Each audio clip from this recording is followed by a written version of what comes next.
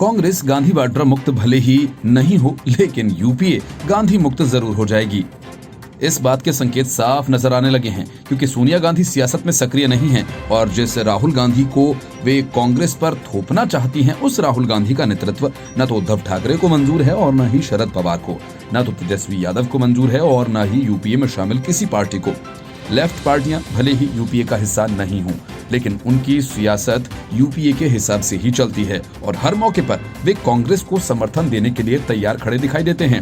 UPA की जिम्मेदारी शरद पवार को मिले, ये बात अचानक नहीं निकली है।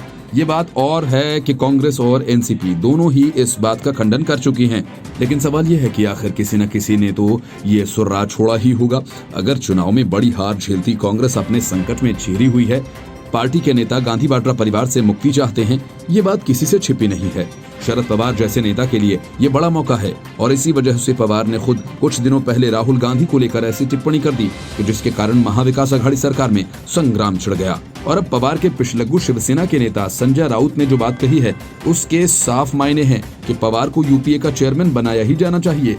संजय राउत ने कहा कि कांग्रेस अब कमजोर हो चुकी है, इसलिए विपक्षी दलों को साथ आने और यूपीए को मजबूत करने की जरूरत है।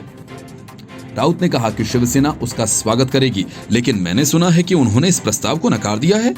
मतलब ये कि कांग्रेस खुद ही बेहद कमजोर है और यूपीए का नेतृत्व करने की ताकत अब उसमें है नहीं। माना जा रहा है कि इसी वजह से शरद पवार ने सीधा राहुल गांधी पर चोट की और कहा कि राहुल गांधी में एकाग्रता की कमी है। एनसीपी ने यूपीए को लेकर शुरू हुई चर्चा को ये कहकर खारिज कर दिया कि ये सब मीडिया में आई बेबुनियाद चर्चाएं हैं और इस मसले पर यूपीए में शामिल दलों के बीच कोई चर्चा नहीं हुई।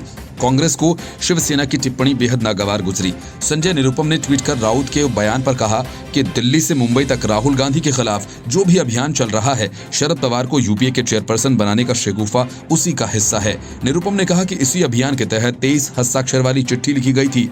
पवार के बयान की ओर इशारा करते हुए उन्होंने कहा कि फिर से राहुल गांधी के नेतृत्व में कंसिस्टेंसी की कमी ढूंढी गई है। निरुपम कांग्रेस के भीतर राहुल गांधी को फेल करने की साजिश रचे जाने के सनसनीखेज आरोप लगा चुके हैं। ये कांग्रेस को मिटाने की एक बड़ी योजना है। महाराष्ट्र में शिवसेना, कांग्रेस और एनसीपी ने जब से मिलकर सरकार बनाई है, पूछा जाता है कि ये कितना दिन चलेगी, क्योंकि संकट विचारधारा का है। कांग्रेस एनसीपी जहां सेक्युलर राजनीति का दावा करते हैं, वहीं शिवसेना हिंदुत्व की राजनीति करने के लिए जानी जाती है। लेकिन बदले हालात में शिवसेना को जब महाराष्ट्र के मुख्यमंत्री की कुर्सी नहीं मिली, तो उसने कांग्रेस एनसीपी की ओर दोस्ती का हाथ बढ़ाया।